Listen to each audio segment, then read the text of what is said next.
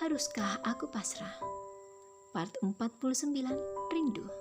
Dukung channel ini dengan cara like, subscribe, komen, dan share. Terima kasih. Hendra telah tiba di apartemennya, di mana Diki juga berada di sana. Sengaja ia mengikuti Hendra karena ingin mengetahui apa penyebab Hendra tiba-tiba tidak bersemangat dan tampak marah. Apa ada yang mengecewakan harimu? Akhirnya, pertanyaan itu pun terlontar dari mulutnya. Hendra yang hendak menekan gagang pintu kamarnya terhenti dan berbalik. Dengan sabar, Diki menunggu jawaban Hendra. Aku bertemu Arga, sahut Hendra lalu kembali berbalik. Kalau hanya bertemu saja, memangnya kenapa? Pertanyaan Diki lagi-lagi membuat Hendra membalikkan badannya. Dia juga menyukai Naina, beber Hendra. Juga. Hendra tak memberi tanggapan. Ia hanya melayangkan pandangannya ke sembarang arah. Tunggu dulu. Jadi, gadis yang dekat dengan kamu adalah Naina, mahasiswi kamu itu? Kali ini Hendra menanggapi pertanyaan Diki, walau hanya anggukan. Dan Arga menyukai Naina. Hendra kembali mengangguk. Tapi, bukankah waktu itu kamu berkata bahwa kamu sudah tidak dekat lagi? Seketika, Hendra terkesiap oleh pertanyaan Diki barusan. Apa jangan-jangan sebenarnya kamu masih menyukai gadis itu? Selidik Diki. Hendra batal memasuki kamarnya. Ia berjalan ke arah sofa dan duduk di sana. Tentu saja, Diki yang belum menuntaskan rasa ingin tahunya turut duduk di sofa yang sama. Awalnya aku memang ingin melupakan Naina karena aku beranggapan bahwa dia telah mengkhianatiku. Tapi semakin aku berusaha untuk melupakannya, aku semakin teringat akan sosoknya. Ditambah lagi, ternyata aku salah selama ini. Naina tidak pernah mengkhianati aku. Hal itu semakin membuatku menyukainya dan bahkan semakin mencintainya. Aku ingin memiliki Naina dan tak ada satupun yang boleh menghalangiku. Mendengar kisah Hendra, Diki menelan kasar salivanya. Ia tidak menyangka sahabatnya itu akan mencintai sedalam ini. Namun ia bersyukur karena Hendra akhirnya melirik juga makhluk yang namanya wanita. Selama ini Hendra terkesan anti dengan lawan jenisnya, kecuali Mami dan keluarganya tentu. Syukurlah ternyata kamu masih normal, ujar Diki yang membuat Hendra menoleh seketika. Apa maksudmu berkata begitu? Hei, tenang sobat, aku tidak ada maksud apa-apa. Diki segera mengklarifikasi. Ia tidak tahan dengan tatapan tajam yang dilayangkan Hendra padanya. Lalu, bagaimana dengan Naina sendiri? Apa dia juga menyukaimu? Tanya Diki setelah hening beberapa saat. Aku tidak tahu, jawab Hendra sambil menggeleng pelan. Aku sudah terlalu sering menyakiti hatinya. Bahkan, aku sempat mempermalukannya. Lanjutnya, lihat part 33, dipermalukan. Kalau memang Naina tidak mengkhianatimu, bagaimana bisa kamu menarik kesimpulan kalau Naina telah berkhianat? Tanya Diki.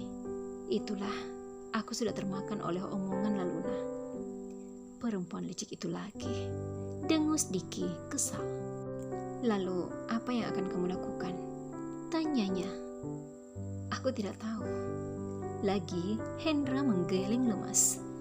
Sudahlah, kamu jangan membebani dirimu dengan sesuatu yang belum pasti akan terjadi. Dan mengenai Arga, belum tentu juga Naina suka padanya.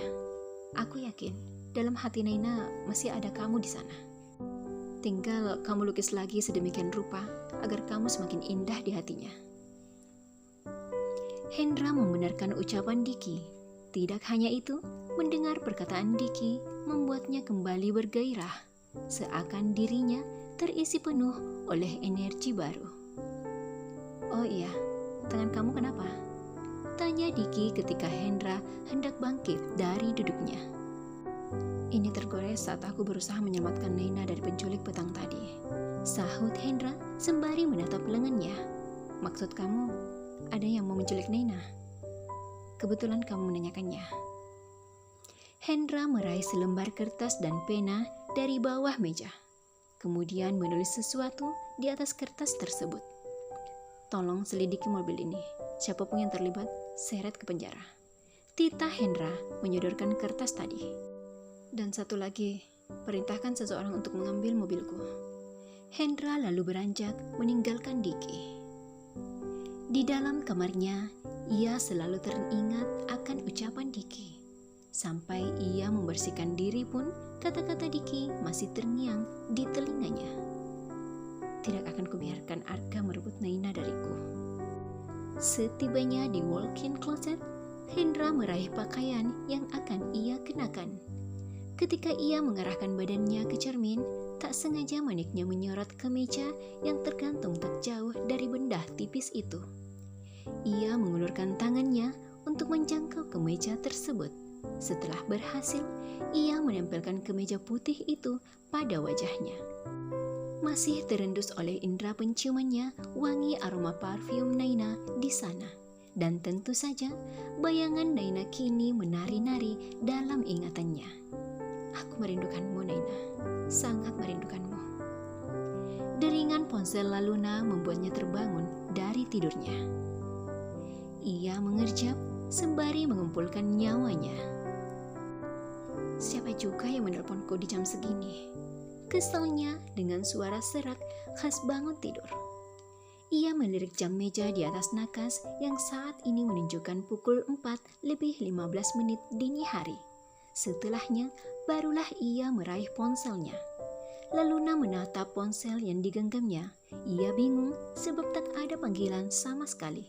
Rupanya, suara deringan yang mengganggu tidurnya berasal dari ponsel yang biasa ia pakai untuk menghubungi orang-orang suruhannya. Ia lupa mematikan ponselnya itu seperti yang biasa ia lakukan jika tidak menggunakannya. Tanpa mengetahui siapa yang menghubunginya, ia langsung saja menyambungkan panggilan tersebut.